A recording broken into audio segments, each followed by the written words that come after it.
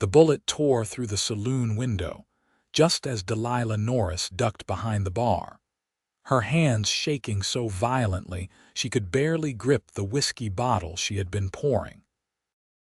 It was August 1877 in Bentonville, Arkansas, and the heat pressed down on everything like a wool blanket soaked in river water.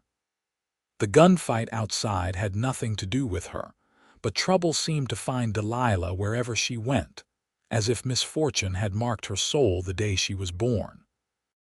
She pressed her back against the wooden cabinet, trying to make herself invisible, trying to disappear the way she had wanted to for the past 3 years since that terrible night in St. Louis. The shooting stopped as suddenly as it started. Delilah waited, counting her breaths, listening to the thundering of her own heart. Boots scraped against the floorboards above her head. Someone was walking through the saloon, checking to see who had survived the chaos. She squeezed her eyes shut and wished herself anywhere else, back before everything went wrong, back when she still believed good things could happen to her. "Miss, you can come out now." The voice was deep and calm, the kind of voice that made you think of steady hands and honest intentions. Delilah did not trust it. She had learned long ago that kind voices often belong to cruel men. "I said you can come out. The men who were shooting are gone." Slowly, Delilah lifted her head above the bar. A man stood in the center of the saloon, dust motes dancing in the light that streamed through the broken window behind him. He was tall, broad-shouldered, wearing dusty traveling clothes and a wide-brimmed hat that shadowed his face. A revolver hung at his hip, and his hand rested near it, not threatening but ready. When he turned toward her, she saw eyes the color of creek water in summer, clear and searching. "You hurt?" he asked. Delilah shook her head. Her voice felt trapped somewhere in her chest, tangled up with all the other words she had never said, all the confessions she kept locked away. The stranger walked toward the bar, his boots creating a steady rhythm against the floor. He moved like someone comfortable in his own skin, someone who had made peace with whatever demons chased him. Delilah envied that. She could not remember the last time she felt at home in her own body. "Name is Yates Novak," he said, removing his hat. His hair was dark brown, slightly too long, curling at his collar. His face was weathered from sun and wind, lined around the eyes in a way that suggested he smiled often, or used to. "I am looking for work. Heard this saloon might be hiring." "We are not," Delilah said quickly. She finally found her voice, though it came out rougher than she intended. "The owner does not want any more trouble, and you look like the kind of man who attracts it." Yates smiled, just a slight curve at the corner of his mouth. "That is an honest assessment, though I would argue trouble finds me more than I seek it out. Still, I am good at keeping the peace when I need to. Worked as a ranch foreman up in Missouri before I decided to move south." "Why did you leave?" Delilah asked, then immediately regretted the question. She did not want to get involved in this stranger's story. She had enough of her own pain to carry without taking on anyone else's. "Same reason most people leave places," Yates said. He set his hat on the bar between them. "Too many memories, too many ghosts." His eyes met hers and something passed between them, a recognition of shared grief. Delilah looked away first. Before she could respond, the saloon doors swung open and Harold Perkins walked in, the owner of the establishment and Delilah's employer for the past 6 months. He was a round man with a florid face and suspicious eyes that constantly darted around as if expecting someone to rob him at any moment. "What in the blazes happened here?" Harold demanded, staring at the broken window. "Delilah, did you start another fight?" "I did not start anything," Delilah said, her jaw tightening. "Men came in shooting at each other. I hid behind the bar." "This is the 3rd time this month," Harold said, throwing his hands up. "3rd time. Do you know how much it costs to replace glass? I swear, girl, you are cursed. Nothing but bad luck follows you around. The words hit Delilah like physical blows. She flinched, her fingers curling into fists at her sides. Harold was right, of course. She was cursed. Everything she touched turned to ashes. Everyone who got close to her ended up hurt or dead or ruined. She should have stayed hidden. She should have run when she had the chance. That is uncalled for, Yates said, his voice still calm but carrying an edge now. The lady said she hid during the shooting. How is that her fault? Harold turned his glare on Yates. And who are you? Someone looking for work, Yates said. But not anymore. I do not work for men who talk to women that way. He picked up his hat and settled it back on his head, then nodded to Delilah. Miss, I hope your day improves. He turned toward the door. Wait, Delilah said, the word escaping before she could stop it. Both men looked at her in surprise. She swallowed hard, her mind racing. An idea had formed, desperate and probably foolish, but she was running out of options. Harold had been threatening to fire her for weeks, claiming she brought bad luck to his business. If she lost this job, she would have nowhere to go, no money, no prospects. But if she left on her own terms, if she found something different, maybe she could escape the cycle of misery that seemed to define her existence. Can you truly handle yourself in a fight? She asked Yates. He studied her for a moment. I can. My father owned a ranch about 15 miles west of here, Delilah said, the words coming faster now. He died last winter. The property has been sitting empty for months. The land is good and there are cattle still roaming the hills, probably gone half wild by now. If someone could round them up, repair the buildings, get things running again, it could be profitable. And what would you want in return? Yates asked carefully. Half the profits, Delilah said. I provide the land and the cattle, you provide the labor and expertise. We split everything 50-50. Harold made a derisive sound. That ranch is falling apart, Delilah. Your father let it go to ruin in his final years. No one in their right mind would take that deal. But Yates was still watching her, his creek water eyes thoughtful. Why are you working here if you own a ranch? Delilah hesitated. The truth was complicated and painful, full of shame she did not want to speak aloud. My father and I were not on good terms when he died, she said finally. I could not bear to go back there. But I cannot afford to keep ignoring it either. The territorial office has been sending notices saying if I do not maintain the property, they will seize it for back taxes. It was not the whole truth, but it was enough. She did not tell him about the nights she woke up screaming, haunted by memories of that ranch. She did not tell him about the bottle of laudanum hidden under her bed, the one she stared at sometimes when the pain became too much, wondering if it would be easier to just let go.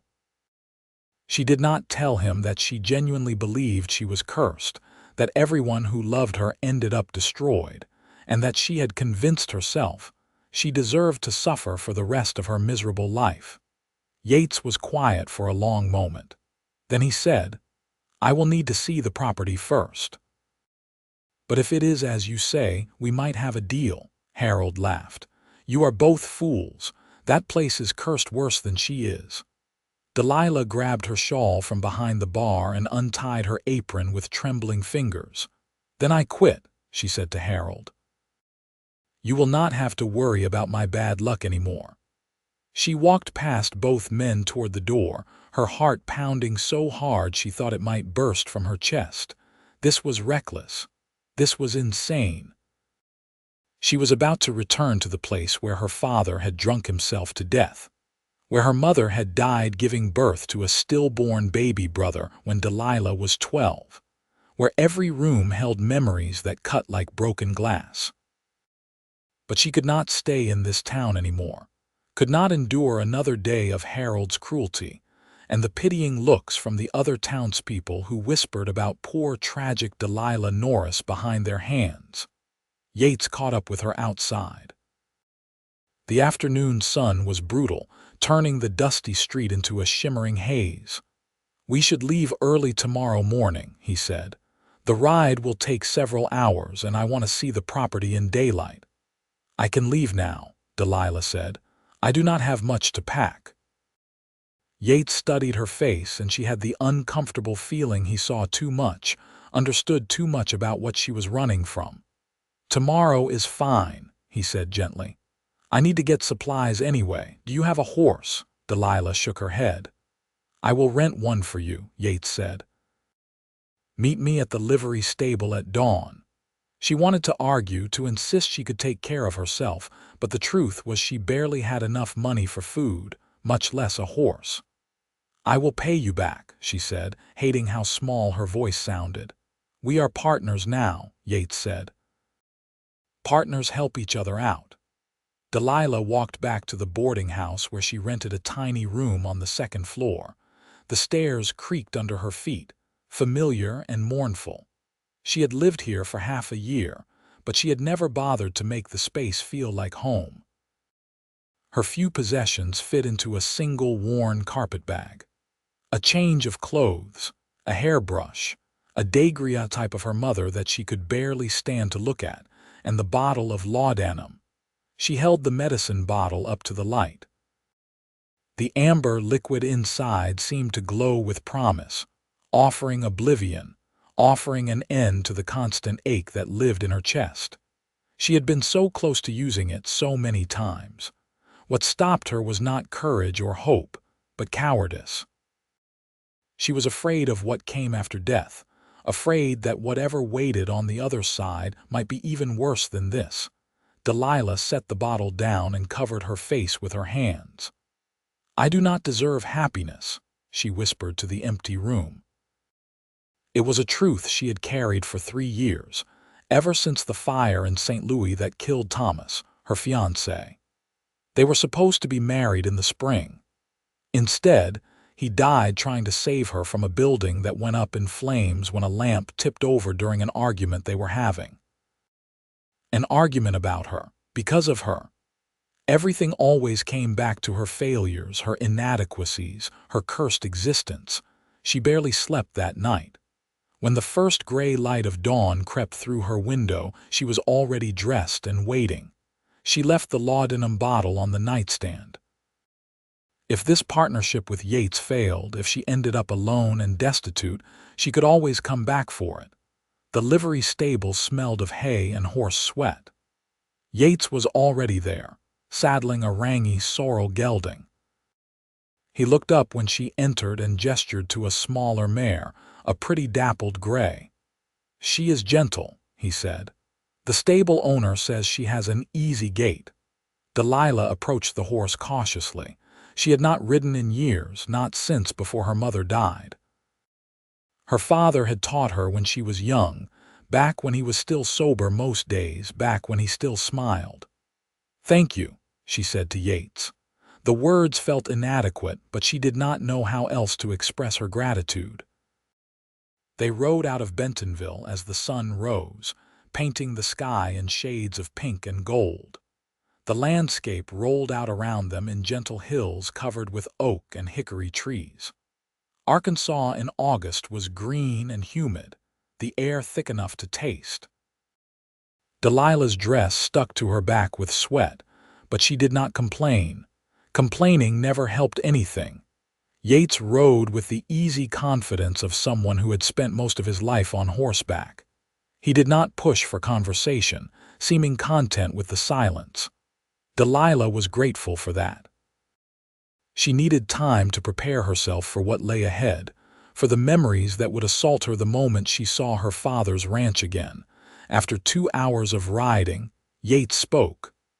"Tell me about the ranch. How much land? How many cattle?"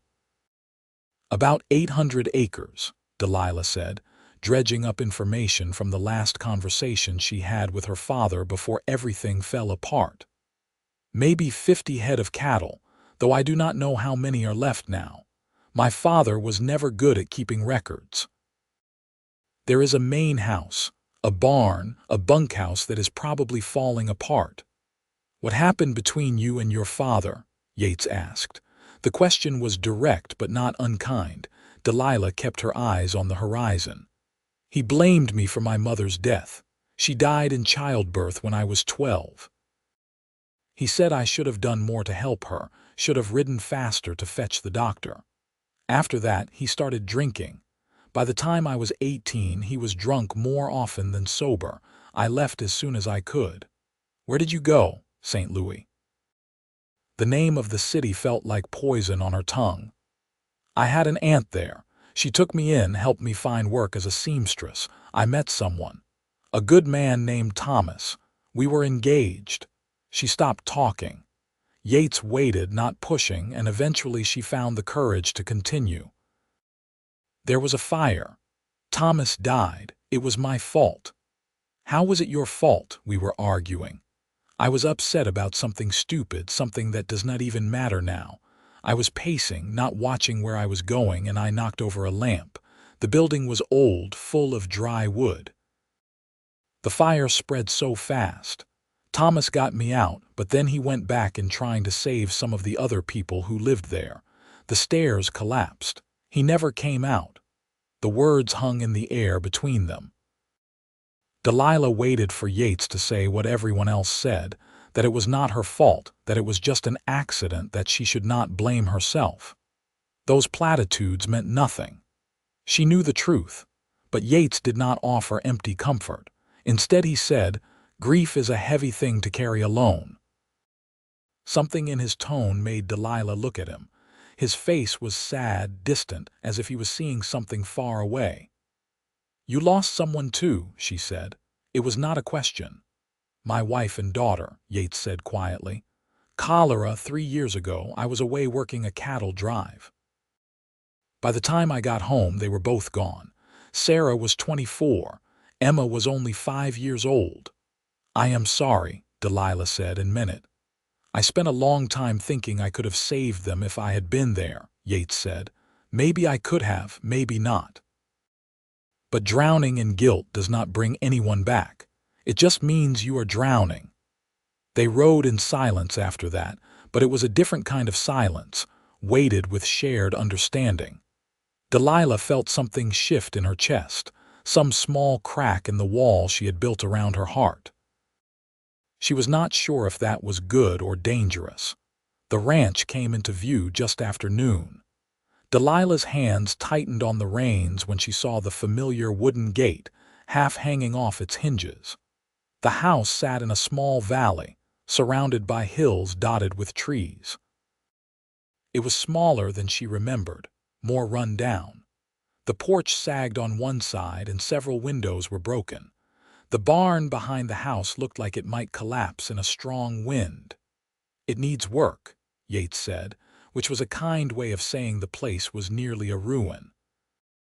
They dismounted and tied the horses to what remained of the porch railing. Delilah forced herself to walk up the steps, forced herself to push open the front door. The interior was worse than the exterior. Dust covered everything. Animals had clearly been living inside. There were holes in the roof where rain had come through, warping the floorboards. The furniture her mother had carefully chosen and polished was broken or missing. Delilah walked through the rooms like a ghost visiting its own past. Here was the kitchen where her mother had taught her to make bread. Here was the sitting room where her father used to read aloud on winter evenings before the drinking started. Here was the bedroom where she had found him last winter when she finally worked up the courage to visit. He was in bed, empty whiskey bottles littering the floor, his face gray and slack in death. She made it to her old bedroom before the tears came. She sank down on the dusty floor and wrapped her arms around herself, trying to hold the pieces together. All the grief she had been pushing down for months rose up like a flood. She cried for her mother, for her father, for Thomas, for the life she could have had if she was not so cursed, so broken, so unworthy of love. She did not hear Yates come in. She only became aware of him when he knelt beside her and carefully, tentatively, put his arms around her. She stiffened at first, every instinct telling her to pull away, to protect him from the poison that lived inside her. But he held on, steady and warm, and eventually she collapsed against him and let herself break apart. "I do not deserve happiness," she cried into his shirt, the words torn from somewhere deep and damaged inside her. "I do not deserve anything good. Everyone I care about dies or leaves or gets hurt. I am cursed. I ruin everything."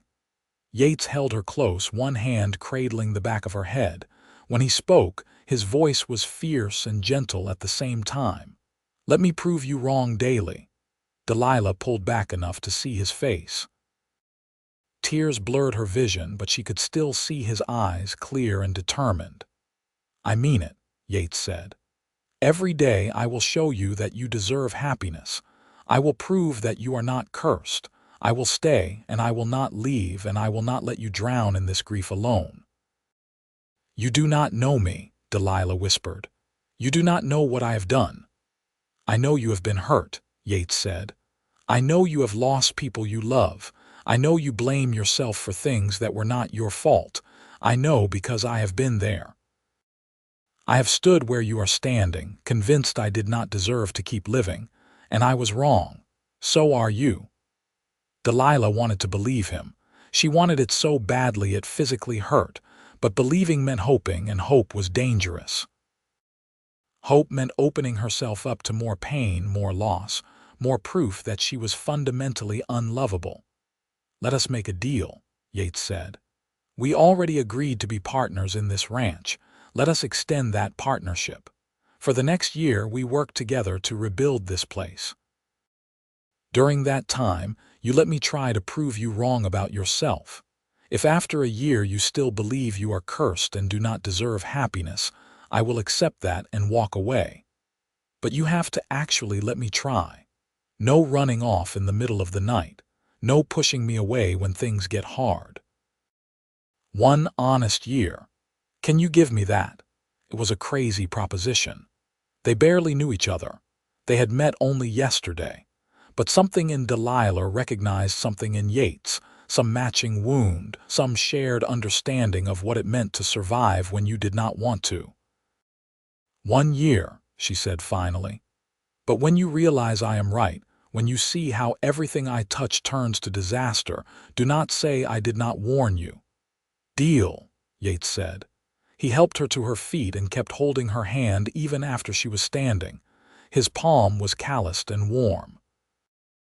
Delilah could not remember the last time someone held her hand. It felt like being anchored to something solid. They spent the rest of the afternoon assessing the damage to the property. The house needed extensive repairs, but the structure was sound. The barn required even more work. They found evidence of cattle in the hills, tracks and droppings, which meant at least some of the herd had survived. Yates estimated it would take months of hard labor to make the ranch functional again, but he seemed undaunted by the challenge.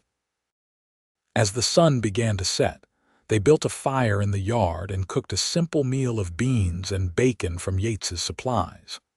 Delilah sat on a log watching the flames, feeling hollowed out but somehow lighter than she had in years. Crying had exhausted her, but it had also released some of the pressure that had been building in her chest. "Tell me about your wife," she said. "What was she like?" Yates poked at the fire with a stick. "Sarah was stubborn, strong-willed. She did not let me get away with anything. When we met, I was working as a ranch hand, drinking too much, getting into fights. She told me I was wasting my life and that if I wanted to court her, I needed to straighten up. So I did." He smiled at the memory. "She was right about everything, usually. I was lucky to have her." "And your daughter?" Emma had her mother's eyes and my stubbornness. She loved horses. Used to follow me around the ranch, asking 1,000 questions about everything. "Why is the sky blue? Where do baby cows come from? What happens when we die?" His voice cracked on the last question.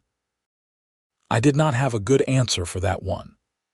"Neither do I," Delilah said softly. They talked late into the night, sharing stories of the people they had lost, the mistakes they regretted, the futures they had imagined that would never come to pass. It should have been depressing, but instead it felt cleansing, like lancing a wound so it could finally heal properly. Eventually, exhaustion overtook them both. They made rough beds in the least damaged section of the house, in separate rooms because propriety still mattered even in grief. Delilah lay on the floor wrapped in a blanket, listening to the unfamiliar sounds of the house settling around her. She expected nightmares, but instead she slept deeper than she had in months. She woke to the smell of coffee. Pale morning light filtered through the broken windows. She found Yates outside, tending a campfire and frying eggs in a battered pan. "Morning," he said, handing her a tin cup of coffee. "I was thinking we should start with the barn today. If we are going to round up cattle, we need somewhere to keep them." Delilah sipped the coffee, strong and bitter and perfect. "I do not know much about carpentry."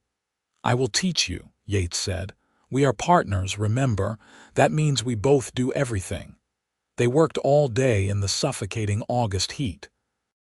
Yates was patient as he showed Delilah how to measure and cut wood, how to hammer nails straight, how to brace a wall so it would not collapse. Her hands blistered and her back ached, but there was something satisfying about the physical labor, about seeing tangible progress as the barn slowly began to take shape again. Over the following weeks, they fell into a routine. They woke at dawn and worked until sunset, taking breaks during the hottest part of the day to rest in the shade and drink water from the well. Yates rode into Bentonville once a week to buy supplies and check if anyone had news about roaming cattle. Delilah focused on making the house livable, scrubbing away years of neglect, patching the roof, replacing broken furniture with pieces she salvaged from the barn. True to his word, Yates proved himself daily. When Delilah dropped a hammer and it nearly hit her foot, and she immediately started apologizing for being clumsy and useless, he just said, "I drop things all the time. That is why we have to pay attention." When a rainstorm came through and flooded the kitchen, and she stood in the middle of the water insisting this was proof she was cursed, he rolled up his pants and said, "This is proof the roof still has holes.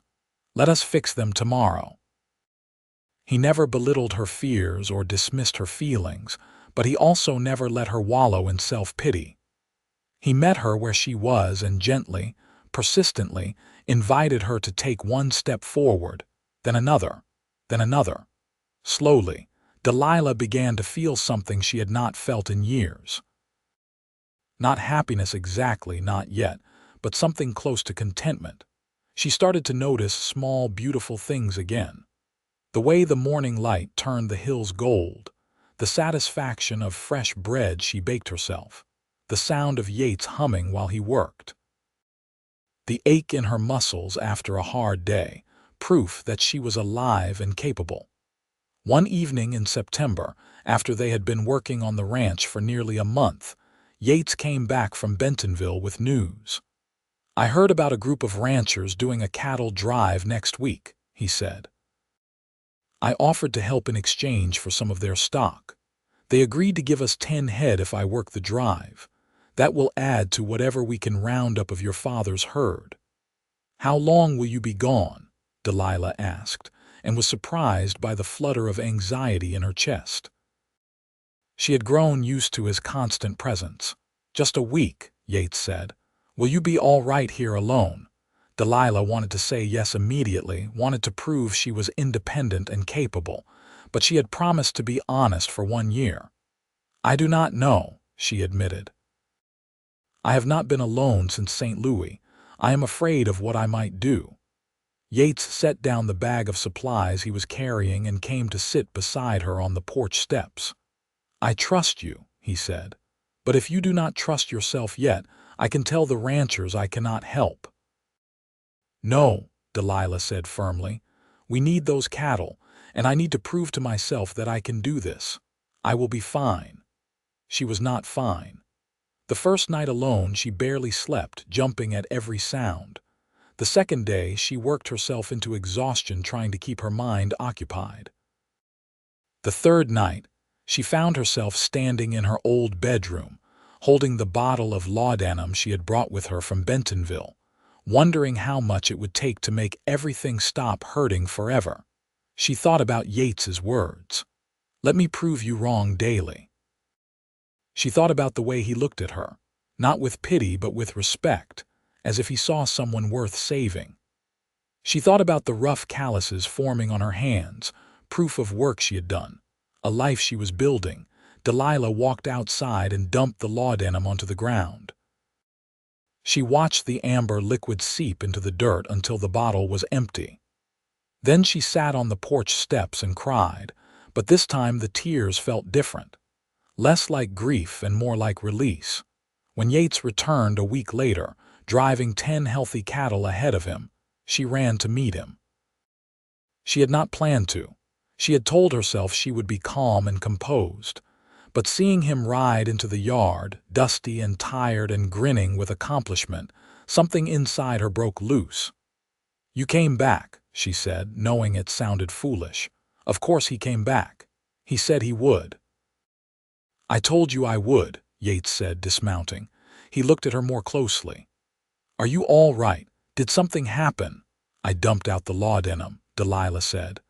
"I have been carrying it for months, thinking I might need it someday, but I do not want it anymore. I want to stay. I want to be here." Yates pulled her into a hug, tight and fierce. "I am proud of you," he said into her hair. That took real courage. Delilah buried her face in his shirt, breathing in the smell of dust and horse and something uniquely Yates. She realized with a start that she felt safe here in his arms. Safe in a way she had not felt since before her mother died. It was terrifying and wonderful at the same time. They worked through September and into October, gathering what remained of her father's cattle, repairing fences, preparing for winter. The physical space between them began to shrink. They sat closer together during meals. Their hands brushed more often when passing tools. Sometimes Delilah would catch Yates watching her with an expression she could not quite read, something tender and careful, and her heart would do strange acrobatic things in her chest. She did not know when exactly she fell in love with him. It was not a single moment but an accumulation of moments. The way he always saved the last biscuit for her. The way he sang off-key while hammering nails. The way he listened when she talked about her mother, never rushing her through her grief. The way he looked at her like she was capable and strong and worthy of respect. By November, Delilah knew she was in trouble. Falling in love had not been part of the deal. They were supposed to be partners, nothing more. She was supposed to be broken and cursed and incapable of making anyone happy. But her heart did not seem to care about any of that.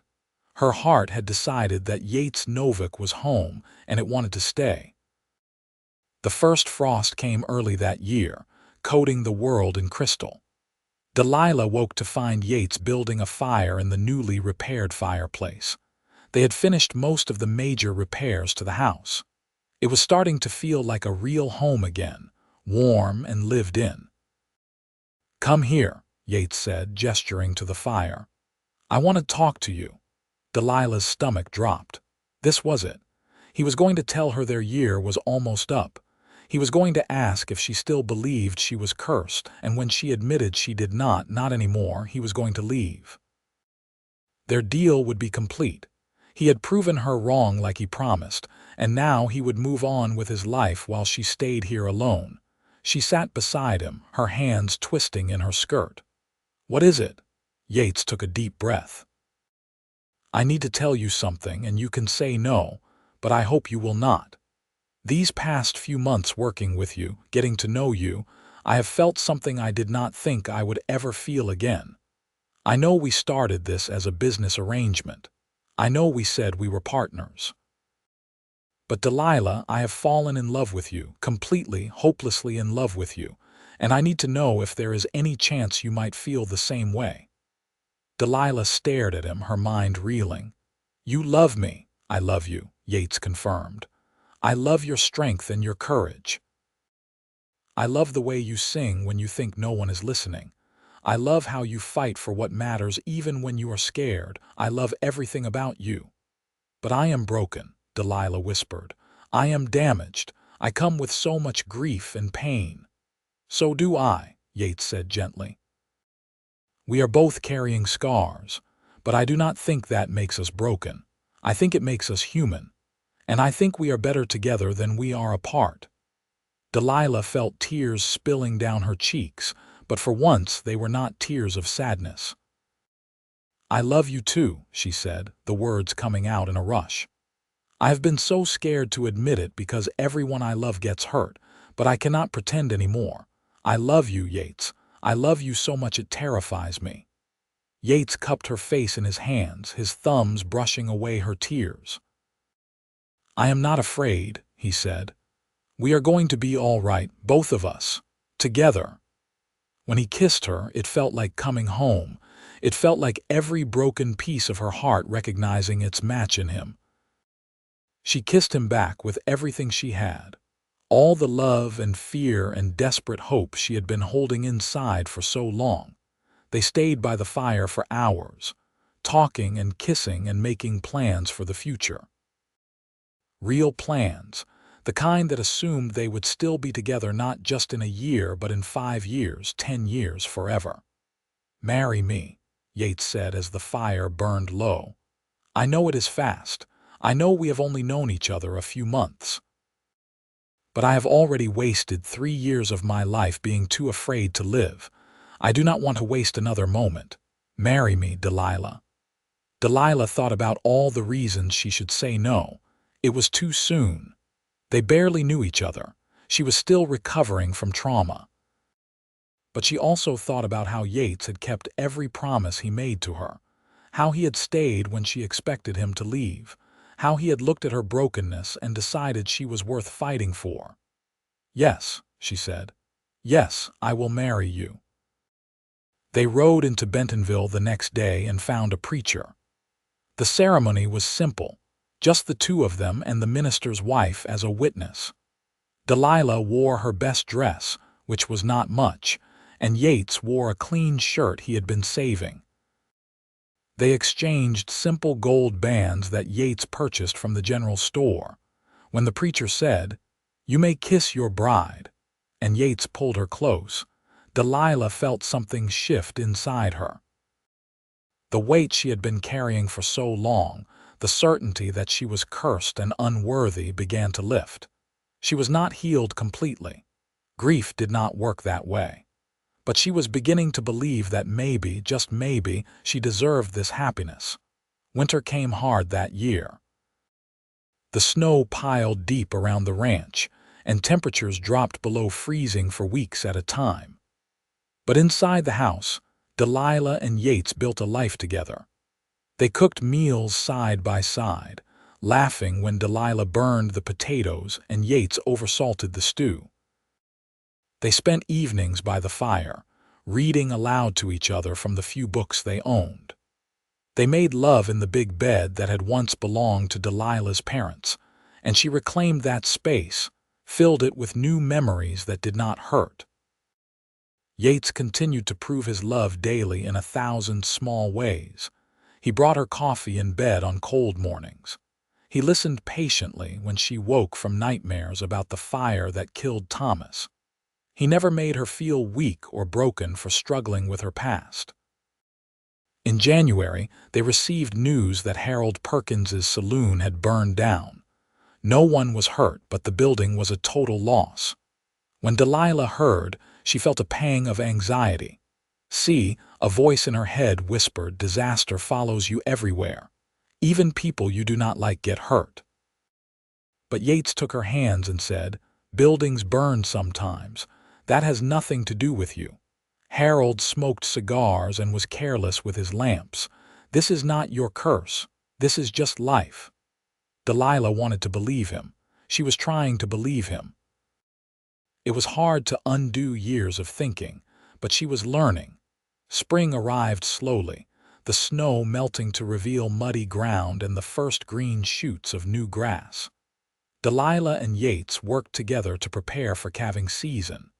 Several of the cows were pregnant, which meant their herd would grow. They repaired the barn and built new stalls. They talked about hiring help eventually, maybe taking on a ranch hand or two when they could afford it. In March, Delilah realized she had missed her monthly bleeding twice. At first she tried to tell herself it was stress or hard work or any number of other reasons. But by April, she could no longer deny the truth. She was pregnant. The realization sent her into a panic. She sat on the porch steps, her hands shaking, her mind spiraling through every terrible possibility. What if something went wrong? What if she lost the baby like her mother lost the baby brother? What if she died in childbirth the way her mother did? What if the curse she carried extended to her children? Yates found her there, pale and trembling. "What is wrong?" he asked, immediately kneeling beside her. "I am pregnant," Delilah said, the words barely audible. She expected him to be upset or worried. Instead, his face broke into the biggest smile she had ever seen. "We are having a baby," he laughed and pulled her into his arms. "Delilah, that is wonderful news." "What if something happens?" she whispered against his chest. "What if I die like my mother? What if the baby does not survive? What if I am a terrible mother?" Yates pulled back to look at her. "What if everything goes right?" he said. "What if you have a healthy pregnancy and an easy birth? What if our baby is perfect and beautiful just like you? What if you are an amazing mother? Why do you assume the worst will happen?" "Because it always does," Delilah said. "Everyone I love dies or gets hurt." "I am still here," Yates pointed out. "I am not dead or hurt. You love me and I am fine. Better than fine, actually. I am happier than I have been in years, so maybe your curse is broken. Maybe you get to have good things now." Delilah wanted so badly to believe that. She clung to Yates and tried to let his certainty fill the hollow spaces inside her. Over the following months, Yates proved himself yet again. He insisted they ride into Bentonville to see the doctor regularly. He made sure Delilah ate well and rested when she needed to. He talked to the baby every night, pressing his lips to Delilah's growing belly and telling stories about the ranch and the life they were building. "You are going to have the best mother in the world," Yates told the baby one evening in July, his hand splayed across Delilah's stomach. "She is strong and brave and kind. She has been through hard things, but she did not let them destroy her. She kept going even when she thought she could not. That is real courage." Delilah ran her fingers through his hair, her heart so full she thought it might burst. "You are going to be a wonderful father," she said softly. "I hope so," Yates said. "I want to do right by this child, by both of you." In late August, 1 year after they first met, Delilah went into labor. It was late afternoon, and she was hanging laundry when the first contraction hit. She called for Yates, trying to keep her voice calm even though terror clawed at her throat. Yates was there in seconds. He helped her into the house and settled her in their bed. "I am going to ride for the doctor," he said. "Do not leave me," Delilah begged, gripping his hand. "Please do not leave me." "I am just going to the barn," Yates said. "I am going to send Billy to town." Billy was the young ranch hand they had hired in June, a good kid who was eager to learn. "I will be right back. I promise." He returned within minutes and stayed by her side while they waited for the doctor. The labor lasted through the night and into the next morning. It was painful and exhausting and terrifying. Delilah kept thinking about her mother, about how she died doing this, about how this might be the curse finally catching up to her. But Yates held her hand through every contraction. He wiped her forehead with cool cloths. He told her she was strong and brave and that she could do this. And when the doctor finally arrived and told her to push, Yates was right there, his face pale with worry but his voice steady. "I am here," he kept saying. "I am right here with you. You can do this, Delilah. I believe in you." And she did do it. After hours of pain and effort, their son came into the world screaming and healthy. The doctor placed the baby on Delilah's chest, and she looked down at his red, wrinkled face and felt love so intense it made her previous understanding of the word seem inadequate.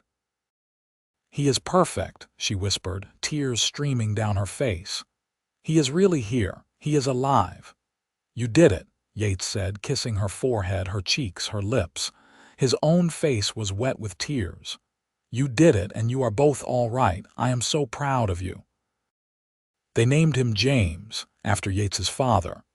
James had Delilah's dark hair and Yates's creek water eyes. He was a good baby, healthy and alert. Delilah spent hours just watching him sleep, marveling that something so perfect could come from someone like her. The first few months of motherhood were exhausting but joyful.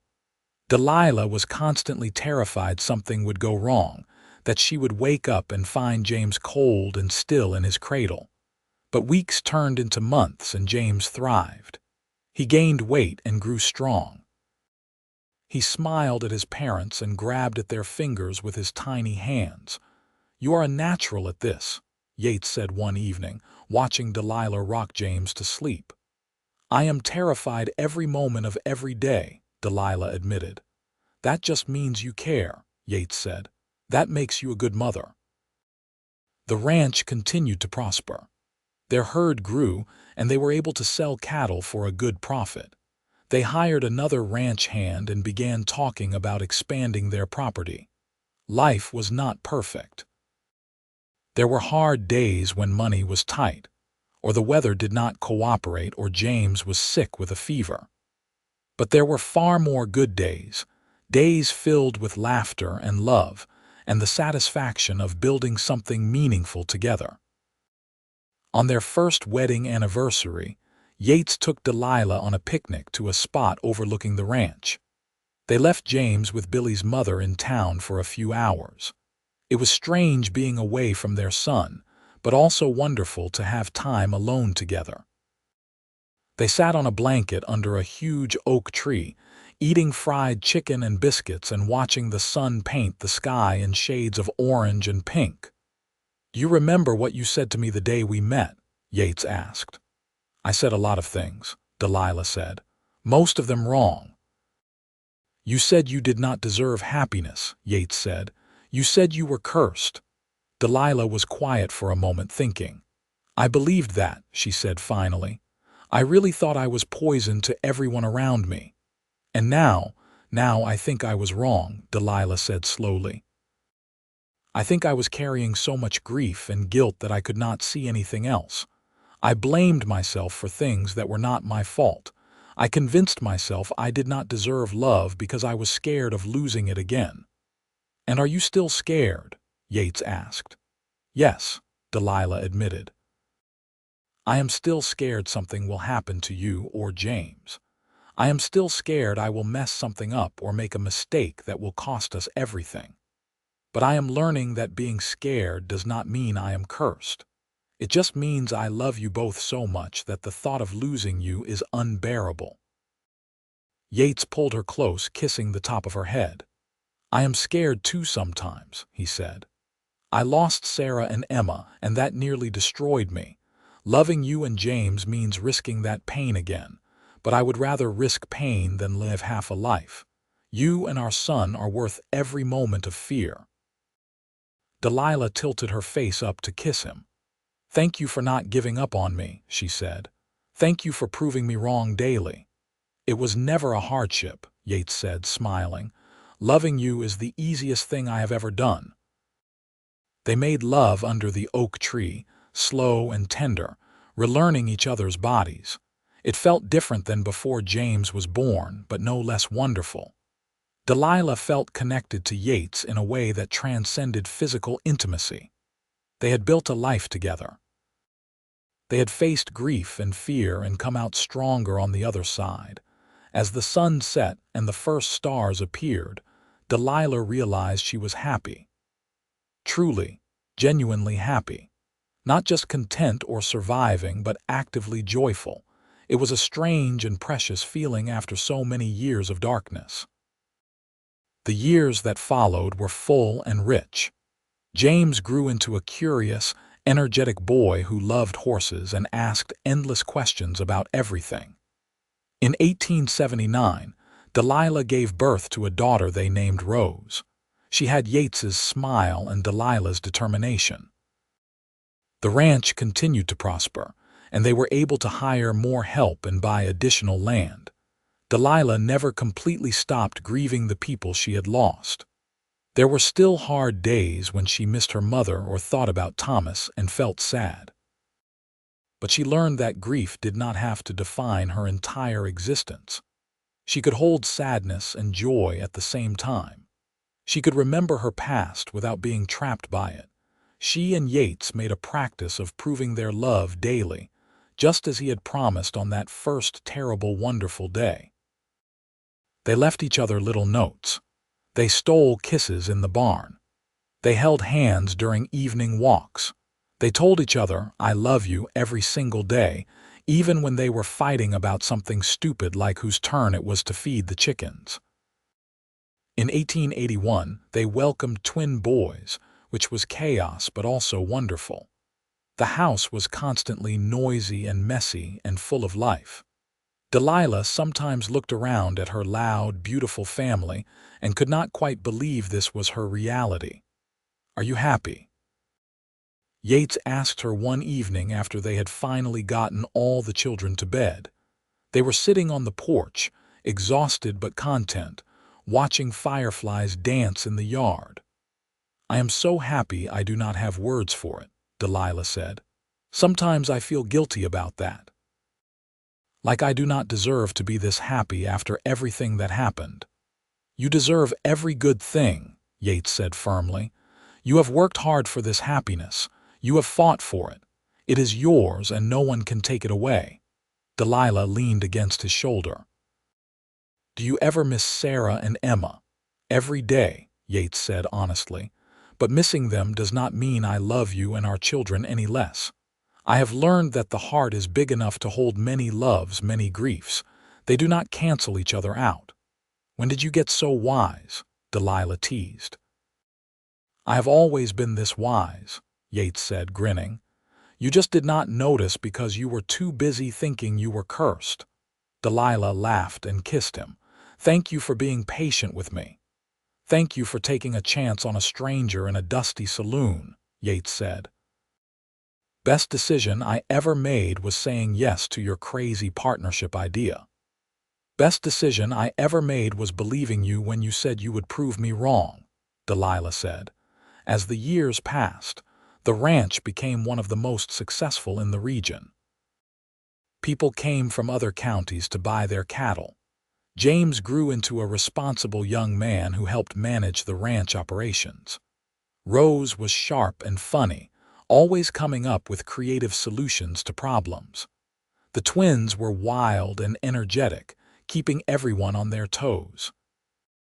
Delilah stayed involved in the day-to-day operations of the ranch, working alongside Yates and their growing children. She never forgot where she came from, the dark place she had been when they met. She used her experience to help others who were struggling. When a young woman came through town with a black eye and no place to go, Delilah gave her work and a safe place to stay. When a neighboring rancher lost his wife and fell into depression and drinking, Yates and Delilah took him in and helped him get back on his feet. "You are good people," the rancher said when he was ready to return to his own property. "You saved my life." "Someone saved mine once," Delilah said simply. "Now I pass it forward." In 1895, James got married to a sweet girl from town named Catherine. They had a small wedding at the ranch, under the same oak tree where Delilah and Yates used to have picnics. Delilah cried through the entire ceremony, overcome with emotion at seeing her son so happy and in love. "He is going to be all right," Yates said, putting his arm around her. "I know," Delilah said, wiping her eyes. "I just never imagined I would get to see this. For so long I thought I would die young. I thought I did not deserve to grow old or see my children grow up. And here I am watching my son get married. It feels like a miracle." "It is not a miracle," Yates said.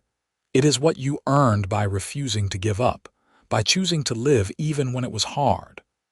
Rose got married 2 years later, and then the twins both found wives within a year of each other.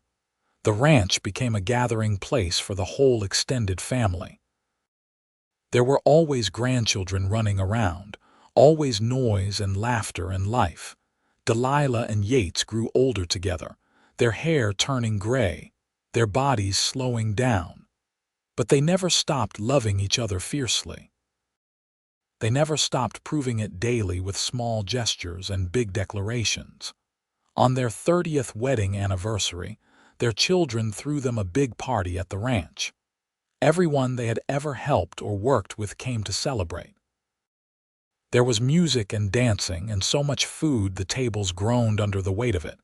As the sun set and the party continued around them, Yates pulled Delilah aside to their favorite spot under the oak tree. "30 years," he said, holding both her hands.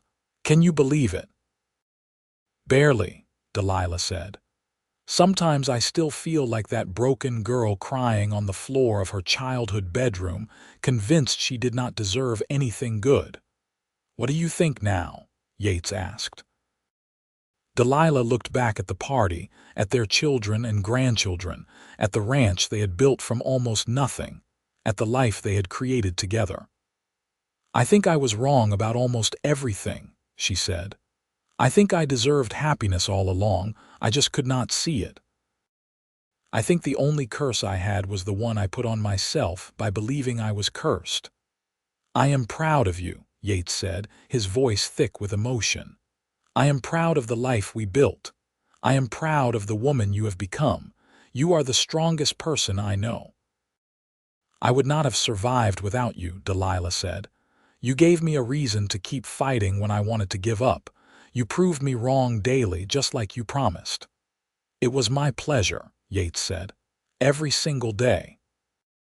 He kissed her as the last light faded from the sky, and Delilah thought about the journey that had brought them here. She thought about the girl she used to be, so certain she was poison, so convinced she would ruin everything she touched. She thought about the moment Yates held her while she cried and promised to prove her wrong. She thought about every day since then, how he had kept that promise in 1,000 small ways. The years continued to pass, full and sweet. They faced challenges, of course. That was the nature of life. There were droughts that threatened the ranch. There were illnesses and injuries. There were arguments and misunderstandings. But through it all, they held on to each other and to the love they had built. In 1907, on a warm spring evening, Yates died peacefully in his sleep. He was 73 years old. Delilah woke to find him beside her, looking peaceful, finally reunited with Sarah and Emma. She held his cooling hand and cried, but they were not the desperate, hopeless tears of her youth. They were the tears of someone who had been deeply loved and who had loved deeply in return. "Thank you," she whispered to him. "Thank you for proving me wrong. Thank you for showing me I deserved happiness. Thank you for every single day we had together." At Yates's funeral, surrounded by their children and grandchildren and great-grandchildren, Delilah told stories about their life together. She talked about meeting him in that saloon in Bentonville when she was 23 years old and broken. She talked about how he had made her a promise and kept it every single day for 32 years. She talked about the ranch they built together, the family they created, the love that sustained them through everything. "Your father saved my life," she told her children. "Not because he fixed me or made my problems disappear, but because he saw me when I could not see myself. He believed in me when I did not believe in myself. He loved me until I learned how to love myself. Delilah lived another 8 years after Yates died. She stayed on the ranch, surrounded by family, still actively involved in the operations even as her body slowed down. She spent her days playing with great-grandchildren, tending her garden and remembering. She thought often about the promise Yates had made to prove her wrong daily. Even though he was gone, she felt like he was still keeping that promise. Every good thing in her life was proof that she had deserved happiness all along. Every child and grandchild was proof that she was not cursed. Every sunrise she witnessed was proof that choosing to live had been the right decision. On a summer evening in 1915, Delilah sat on the porch of the ranch house, watching her great-grandchildren play in the yard. She was 82 years old, and her body was tired, but her heart was full. She thought about the long journey from that broken girl in St. Louis to this moment, surrounded by love and legacy. That night, Delilah died peacefully in her sleep, a smile on her weathered face. Her children found her in the morning, looking serene and content. On her nightstand was a letter she had written, to be read at her funeral. James stood before the gathered family and friends and read his mother's final words. I spent the first 23 years of my life convinced I did not deserve happiness. I carried that belief like a heavy stone in my chest, letting it shape every decision I made. And then I met a man named Yates Novak, who refused to accept my story about myself. He promised to prove me wrong daily, and he kept that promise until the day he died. I want you all to know that I was wrong. I did deserve happiness. I deserved love and family and a life full of meaning.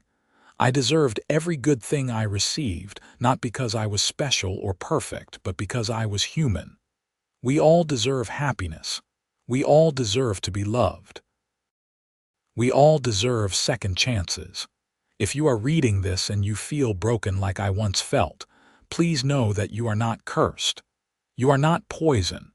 You are worthy of love and joy and all the beautiful things life has to offer. Sometimes you just need one person to believe in you until you can believe in yourself. Yates was that person for me. He proved me wrong daily, and I will be grateful for that until my last breath and beyond. I hope each of you finds someone who loves you that fiercely, that patiently, that completely. And I hope you learn to love yourself the same way. I lived a good life. I lived a happy life. I was blessed beyond measure. And if I could go back to that broken girl crying on the floor, I would tell her to hold on. I would tell her that happiness is coming. I would tell her she deserves it all. Thank you for being part of my journey.